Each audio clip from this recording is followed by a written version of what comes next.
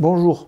Aujourd'hui, nous allons parler de l'évolution de la population mondiale. Nous avons vu notre président parler de réarmement démographique, alors que lui n'a pas d'enfants. Pourquoi ce sujet de la démographie est-il si important? Bon, d'abord, c'est important pour continuer à financer notre système actuel. Les retraites, l'économie en général. Aujourd'hui, nous savons fonctionner uniquement sur de la croissance. Et pour avoir une croissance, en fait, la base de la croissance, c'est d'avoir tout simplement plus de personnes. La croissance, c'est pratiquement une conséquence mécanique de l'augmentation de la population. Puisqu'avec plus de personnes, vous augmentez naturellement la consommation de nourriture, la consommation d'eau, la consommation de papier toilette, des moyens de locomotion, de logement avec l'immobilier, d'autant que l'immobilier en France c'est très important. Vous augmentez mécaniquement tout.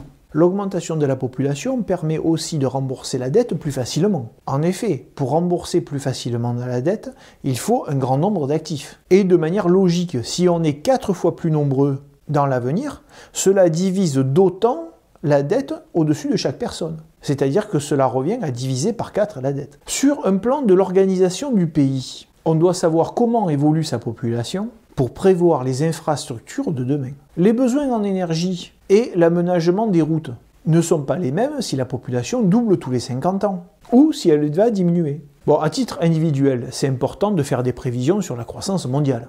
Pour savoir par exemple comment placer au mieux son argent. Quels sont les secteurs porteurs, comme la vieillesse peut-être. Sur un plan plus géopolitique, nous avons aussi intérêt à anticiper les volumes de population de chaque pays. Si nous avons par exemple la Chine, qui a une forte pression démographique, elle sera tentée de chercher de nouveaux espaces, de nouveaux territoires. Alors que si sa population diminue, elle n'aura pas les mêmes contraintes. Mais le problème des territoires, on le trouve sur l'énergie, les métaux, les denrées alimentaires. Donc on voit bien que sur un plan géostratégique, il y a beaucoup d'intérêt à savoir comment la population des pays voisins va évoluer. Alors nous l'avons dit dans d'autres vidéos, mais le taux de reproduction d'une espèce animale peut permettre d'écraser une espèce concurrente, même si cette dernière est plus forte ou plus intelligente. L'espèce féconde peut s'imposer dans le calme, sans violence et sans guerre. Alors, on remarquera aussi que ce discours de réarmement démographique s'oppose tout de même au discours ambiant sur l'écologie, puisque dans un but écologique,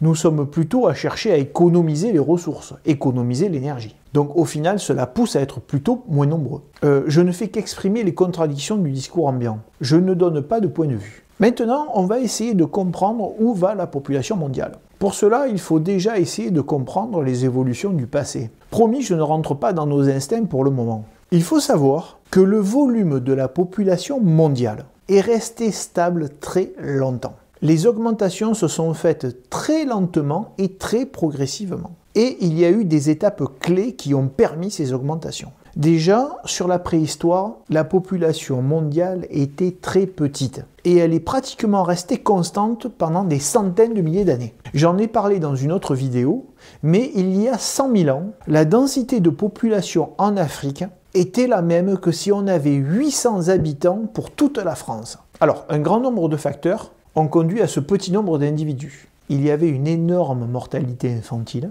il y avait un grand taux d'accidents, les gens mouraient à cause d'infections qui sont bénignes aujourd'hui, les maladies, les prédateurs, les combats entre groupes rivaux, les problèmes climatiques, d'hiver rudes ou de sécheresse, ce qui entraînait moins de nourriture. Ce que l'on peut aussi remarquer, c'est que les hommes ont appris à réguler leur population. Nous savons qu'il y a eu des périodes difficiles durant par exemple les hivers, et pour s'en sortir, il y a eu des pratiques plus ou moins dures, comme le cannibalisme ou l'élimination de nourrissons. Mais cela reste marginal. On trouve beaucoup de traces de régulation de la population plus classique. Il y a par exemple 16 000 ans avant notre ère, en Égypte, des mixtures que les femmes utilisaient comme spermicides. Et il est très important de comprendre que le poids social, les contraintes de la vie en groupe, puis en société, ont toujours imposé de maîtriser le taux de reproduction.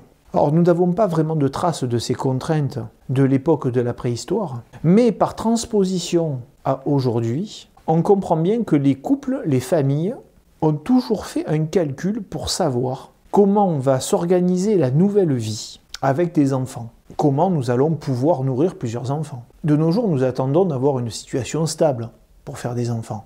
L'instinct reproductif est toujours bien maîtrisé. On sait aussi que les tribus avaient compris qu'un rapport conduisait à la naissance d'un enfant.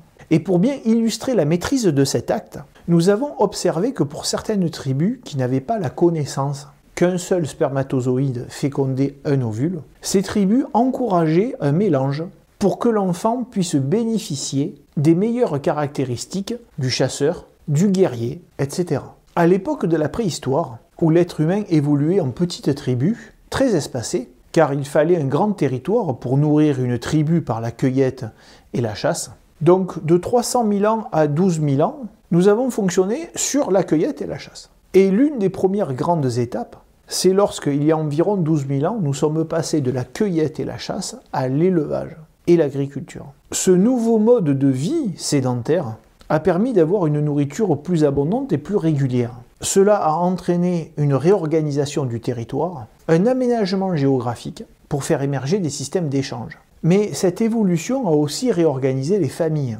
Il fallait plus de personnes pour travailler la terre. Avoir des enfants à cette époque était un investissement pour le futur. Aider à l'exploitation familiale et faire prospérer la famille. Donc, des débuts de l'agriculture jusqu'à la fin du Moyen-Âge, la population commence lentement à augmenter, jusqu'à atteindre 500 millions d'habitants vers les années 1500 après Jésus-Christ. Sur toute cette période, de moins de 12 000 ans à 1500 après Jésus-Christ, la croissance a été régulière, mais extrêmement faible, très en dessous de 1% par an. Alors, petit aparté, déjà, on peut remarquer que l'élevage et l'agriculture, ce n'est pas forcément vu comme un progrès pour la condition humaine, car le régime de l'agriculture et de l'élevage sont moins variés que celui de la cueillette et la chasse. En plus, l'être humain est asservi à s'occuper des champs toute l'année au lieu de partir à la cueillette. Donc déjà sur ces points, c'est pas forcément un gain. Et c'est ce qu'explique Harari dans son livre Sapiens.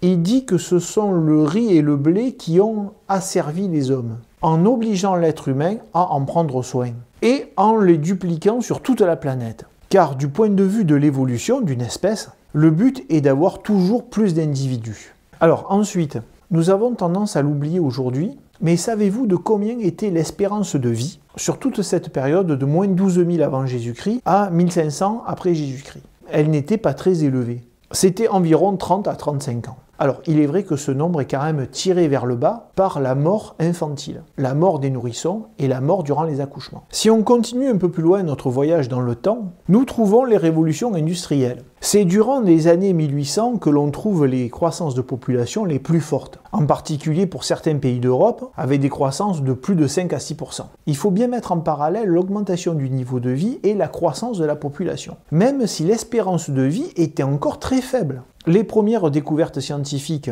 et l'utilisation de l'énergie à bas coût ont augmenté le confort des peuples, mais l'espérance de vie en 1900 n'était que de 45 ans en France. Et 1900, ce n'est pas si loin que ça. Le général de Gaulle est né en 1890, le président Pompidou est né en 1911, et ma grand-mère est née en 1922. Elle a 102 ans en ce moment. Pour resituer, en 1920, l'espérance de vie était de 50 ans en France. Donc on l'a dit, on constate que la population mondiale a connu une forte augmentation pendant la révolution industrielle. Et après la fin des révolutions industrielles, la croissance mondiale n'a fait que ralentir. C'est-à-dire que la population mondiale a bien continué à augmenter, mais elle a augmenté de moins en moins vite. Et pour bien comprendre, pour bien mettre en perspective l'évolution incroyable qu'il y a eu sur nos niveaux de vie et sur notre environnement, j'ai un chiffre qui illustre cette transformation. De la préhistoire jusqu'aux années 1700 après Jésus-Christ, donc il n'y a pas longtemps, on vivait en moyenne 35 ans, donc il fallait s'activer si on voulait faire des enfants et les élever, alors qu'en 2023, en France, l'âge moyen d'une femme enceinte est de 31 ans. Donc vous voyez, alors d'ailleurs une petite aparté, et on pourra faire une vidéo dessus, c'est à cause du fait que l'on ne se reproduisait pas vieux dans le passé, qu'aujourd'hui les personnes ont une santé robuste jusque vers 30 ans, et que la majorité des cancers se déclenchent après 45 ans. Donc en conclusion, c'est le changement de vie qui à chaque étape a fait augmenter le nombre d'individus. Le changement de vie avec l'agriculture et l'élevage, qui ont permis une augmentation significative du nombre d'individus. C'est la révolution industrielle, qui a permis une diminution des maladies et de la mort des enfants, qui a abouti à une explosion démographique. On peut remarquer aussi que l'augmentation du confort ou la conquête de nouveaux territoires ont stimulé par le passé la croissance des populations. Et ce n'est pas l'inverse. C'est très important de comprendre que l'espèce humaine ne subit pas son taux de reproduction. La population contrôle depuis bien longtemps ses naissances, parce qu'elle l'a toujours fait depuis la nuit des temps.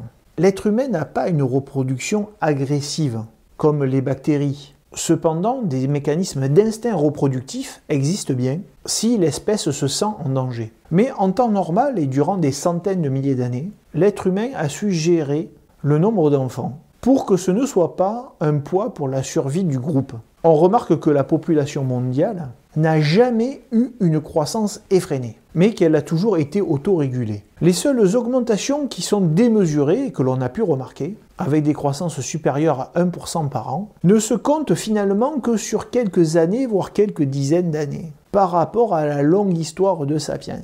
On peut plutôt dire que ce sont des améliorations du niveau de vie et des bons médicaux qui ont augmenté mécaniquement le nombre d'habitants, et que l'espèce humaine ne fonctionne pas sur un mode reproductif incontrôlé. C'est important de comprendre cela parce que les dirigeants ont tendance à croire, depuis qu'ils savent faire des multiplications et manipuler les pourcentages, que la population se comporte comme un bétail, qu'il faut contrôler, qu'il faut réguler, voire stériliser. De manière individuelle, toutes les familles ont remarqué que les enfants ou les petits-enfants ne se lancent pas dans la reproduction sans avoir acquis une certaine stabilité. Si nous sommes à un âge moyen de femmes enceintes de 31 ans, alors qu'il n'y a pas si longtemps l'espérance de vie était autour de 30 ans, c'est que le caractère de la natalité est bien contrôlé par les peuples. Et je vais vous donner un exemple plus récent avec la Chine. Cela va permettre de clarifier mon propos. En 1980, la Chine est en pleine croissance. Ils ont été un peu décalés par rapport à l'Europe. Et les dirigeants prennent peur, ils mettent en place la politique de l'enfant unique. C'est-à-dire que les couples ne peuvent avoir qu'un enfant. Sinon, les femmes pouvaient être avortées de force et il y avait des sanctions financières. Alors, les années 80, c'est vraiment le début d'une forte croissance économique en Chine. Et une croissance économique et médicale entraîne mécaniquement une augmentation de la population. Le gouvernement avait pris peur et donc il avait décidé, comme on l'a dit, cette politique de l'enfant unique. Il proposait en fait une régulation de la population à la Malthus. Aujourd'hui, tout le monde sait que la croissance de la Chine, c'est plus trop ça. Et donc depuis ces dernières années, en 2016, la Chine décide d'arrêter sa politique de l'enfant unique.